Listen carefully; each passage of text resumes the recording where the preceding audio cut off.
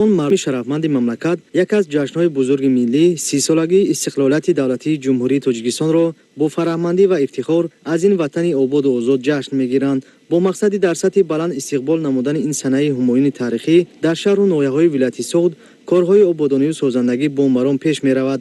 дар ҷамоати деҳоти ворухи шаҳри Исфара ба истиқболи 30-солагии истиқлолияти давлатӣ бунёду навсозии бештар аз 40 иншооти муҳими иҷтимоӣ ба нақша гирифта шуда, бо маблағгузории ҳукумати мамлакат, мақомоти иҷроияи ҳокимияти давлатии вилояти Суғд ва шаҳри Исфара, ҳамзамон соҳамгузории соҳибкорону саховатмандон то оғози соли равон зиёда аз 30 иншооти гуногун мавриди истифода қарор гирифтааст.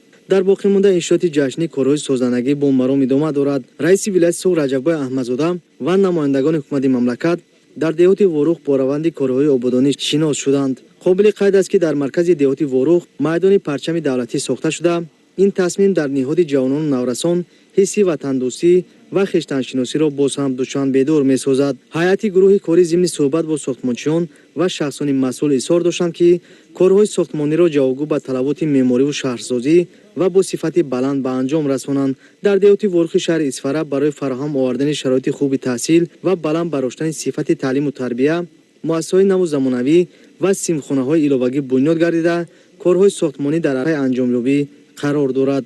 раиси вилояти Суғд ва ҳайати ҳамроҳонаш қайд намуданд ки бо дастгирии асосгузори Сулҳваҳдати миллӣ пешвои миллат президенти ҷумҳурии Тоҷикистон муҳтарам Эмомалӣ Раҳмон барои рушди ҷамоат тадбирҳои судманд амалӣ гардида, бо бунёди иншооти гуногун даҳҳо ҷойи нави корӣ фароҳам гардида, сатҳи зиндагии мардум боз ҳам беҳтар хоҳад шуд.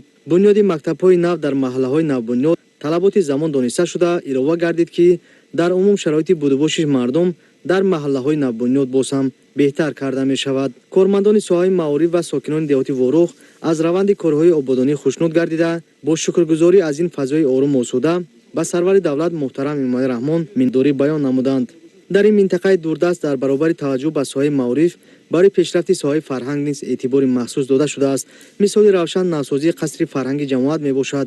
қасри фарҳанги ҷамоати деҳоти Ворух дорои 650 ҷои нишаст мебошад ва бо харҷи беш аз 1,9 миллион сомонӣ таҷдид хоҳад шуд. фармоишгари корҳо идораи сохтмони асосии мақомоти иҷроияи ҳокимияти давлатии вилояти Суғд мебошад. дар баробари ин бо ташаббуси соҳибкорон ва шахсони ватандӯст бунёди иншооти таъйиноташ гуногун ба нақша гирифта шуда, дар самти обод намудани манзилҳои истиқоматӣ, роҳу кӯча ва маҳалли зист мардум саҳми арзанда мегузорад.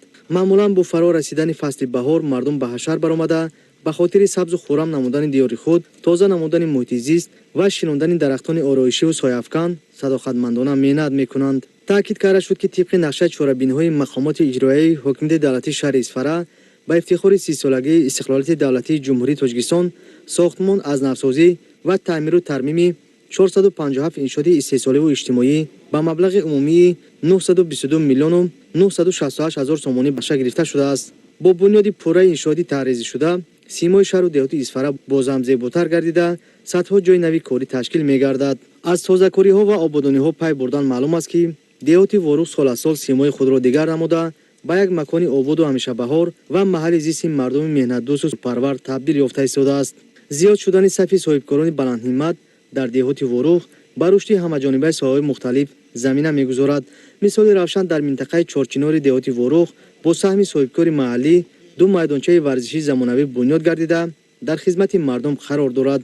наврасону ҷавонон дар вақтҳои фориғ аз дарс ва ташвиши рӯзгор дар чунин майдончаҳои замонавӣ ба варзиш машғул гардида, саломатии худро нигоҳ медоранд.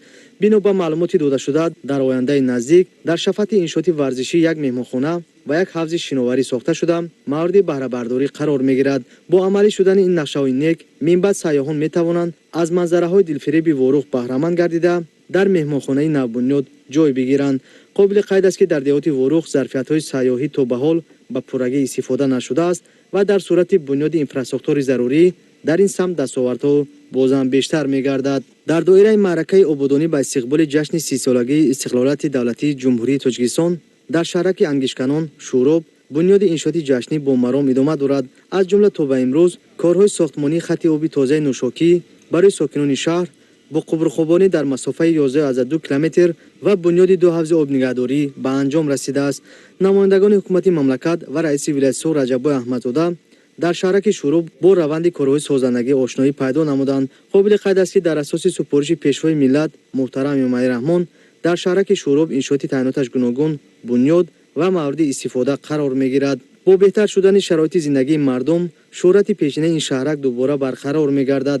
бо ин мақсад дар навбати аввал аз ҳисоби буҷети ҷумҳуриявӣ 14 миллион сомонӣ ҷудо гардида алҳол навсозӣ ва аз нав барқароркунии хаттҳои обгузари 56 бине банаошона ва 68 ҳавлӣ дар ҳудуди шаҳрак мавҷуд буда, яъне то ба манзили сокинон расондани оби тоза ва иҷрои дигар корҳои ободонӣ вусъати тоза ёфтааст.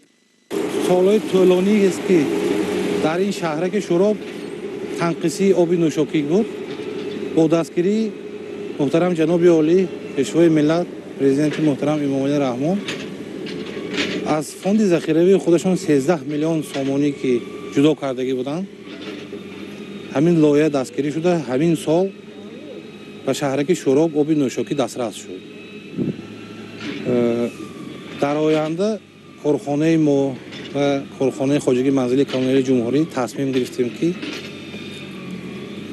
хонаҳои баландошона, хонаҳои ҳавлиҳои мардум ки то ҳамин чоқат бо оби нӯшокӣ таъмин набуданд, тезтар дар муддати кӯтоҳ таъмин намоем, чунки мардум чанд солҳои тӯлонӣ беоб буданд. ҳамзамон дар шаҳрак айни замон тармим ва аз навсозии биноҳои истиқоматӣ, таъмини шароити зарурии зист, бунёди иншоти иҷтимоӣ, ободонии ҳудуди биноҳои истиқоматӣ, ба тартиб овардани роҳу роҳравҳо, сабзкорию ниҳолшинонӣ бо суръат идома дорад. дар ин радиф бо мақсади саҳмгирӣ дар раванди бунёдкунии созандагӣ рӯзҳои истироҳат намояндагони ҷомеаҳои миннатии шаҳри Исфара ба ҳашар баромада дар ҷодаи ободонии ҳудуди вобаста карда шуда тоза кардани наҳру ҷӯйборҳо, ҳамчунин дигар корҳои ободонӣ саҳмгузорӣ намуда истоданд. ҳадаф аст баргузор намудани чунин чорабиниҳо аз як тараф сазовор истиқбол гирифтани ҷашнҳои миллӣ бошад, аз ҷониби дигар барои тоза нигоҳ доштани муҳити зист мусоидат мекунад. раиси вилоят ва ҳайати ҳамроҳонаш бозид аз шаҳраки шӯроб бо сокинон мулоқот намуда изҳор доштанд ки шаҳраки шӯроб дар ояндаи наздик ба як шаҳраки рушдкарда ва пешрафта табдил меёбад, чун дар дигар минтақаҳои шаҳру деҳоти вилояти Суғд дар шаҳраки шӯроб низ майдони парчами давлатӣ сохта мешавад. ягон бор ҳамин фикр намекардам ки шӯроби мо то ин дараҷа обод зебо мегардад. ин ҳамаст аз дастовардҳои истиқлолият.